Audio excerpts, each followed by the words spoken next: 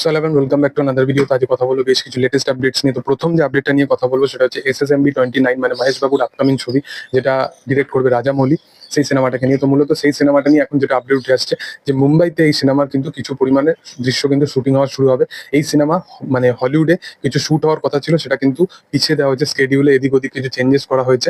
তো সেই কারণবশত দেখার যে এই সিনেমার মূলত একটা গ্লিমস আসার কথা ছিল, কিন্তু সেটা এখনো পর্যন্ত আসেনি।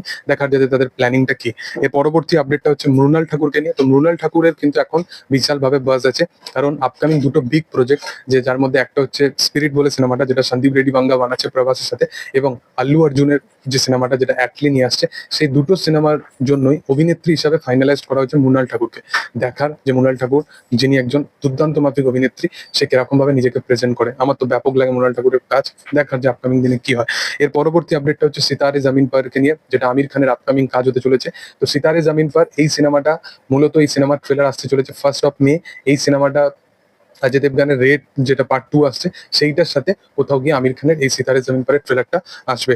দেখার যে ট্রেলারটা কেমন হয়। আর বেশি দিন বাকি নেই, আমির খান ফাইনালি কামব্যাক করছে এরকম একটা কাইন্ড অফ ভালো প্রজেক্ট নিয়ে। এর পরবর্তী আপডেটটা হচ্ছে হিট পার্ট 3 নিয়ে। হিট পার্ট 3-র সেন্সার সম্বন্ধে জানা গেছে যে এই ছবির 10খানা মতো কাট করা হয়েছে। তোমরা জানো, অলরেডি ট্রেলার দেখে বুঝতে পেরেছো সিনেমার অনেক এরকম ব্রুটাল দৃশ্য, এই সমস্ত কিছু আছে। বাট সিনেমার 10খানা মতো সিন কাট করা হয়েছে, যেটা অবশ্যই একটা ফিল্ম, যে সমস্ত ফিল্মোগ্রাফার আছে তাদের জন্য অবশ্যই খারাপ।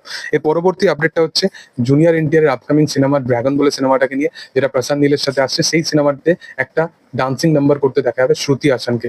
দেখার যে কেমন হয়। এর পরবর্তী আপডেটটা হচ্ছে জেলার পার্ট 2 কে নিয়ে। তো জেলার পার্ট 2 এই সিনেমাতে কিন্তু একটা বিগেস্ট ক্যামিও থাকতে চলেছে, এবং সেই ক্যামিওর এখনো কিন্তু কোনো ফাইনালাইজড নাম আসেনি, কিন্তু একটা বড় সড়ো একজন অভিনেতাকে এই সিনেমার মধ্যে ক্যামিও করতে আমরা দেখতে পেতে পারি। এর পরবর্তী আপডেটটা হচ্ছে কার্তিকে নিয়ে। কার্তি রিসেন্ট টাইমে একটা ইন্টারভিউতে জানিয়েছে যে হিট পার্ট 3-তে তার একটা কিন্তু ক্যামিও থাকতে পারে। এবার ভাবো যে নানি এক্স কার্তি, মানে বিশাল একটা ব্যাপার জমে যাবে। এর পরবর্তী আপডেটটা হচ্ছে আমির খানকে নিয়ে। তো আমির খান, যেটা শোনা যাচ্ছে, সে একটা কিন্তু সাউথের সিনেমার সাথে অ্যাসোসিয়েট হতে পারে। সম্ভবত সেটা হয়তো লোকেশ কানাগরাজেরই সেই সিনেমাটা, যেটা মাইথি মুভি মেকার যে সিনেমাটাকে প্রডিউস করে। দেখার যে সিনেমাটা হয়, কারণ আমি বিশালভাবে এক্সাইটেড আমিরকে এরকম কাইন্ড অফ একটা রোল করতে দেখতে।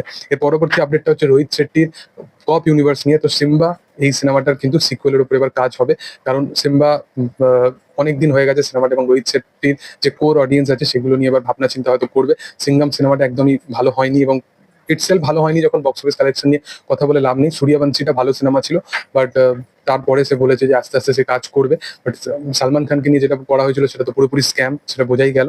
আর সিম্বার সিকুয়েলের উপর কাজ হবে। সিম্বার যে প্রথম পার্টটা ছিল সেটাই এনটিআর এর একটা সিনেমার কিন্তু রিমেক ছিল। দেখার যে এবার অরিজিনাল কিছু কনসেপ্টের উপর কাজ নিয়ে এসে রোহিত শেট্টি কি করতে পারে। এর পরবর্তী আপডেটটা হচ্ছে বহুরূপী বলে সিনেমাটাকে নিয়ে। তো বহুরূপী সিনেমাটা, এই সিনেমাটা মূলত ওটিটি প্ল্যাটফর্মে কিন্তু জি5-এ আসবে 9th মে থেকে। এই সিনেমাটা খুব ভালো সিনেমা, তোমরা অবশ্যই না দেখে থাকলে একবার হলো চেক আউট করতে পারো। এর পরবর্তী আপডেটটা এবং অন্তিম যে আপডেটটা সেটা হচ্ছে ক্রিস 4-কে নিয়ে।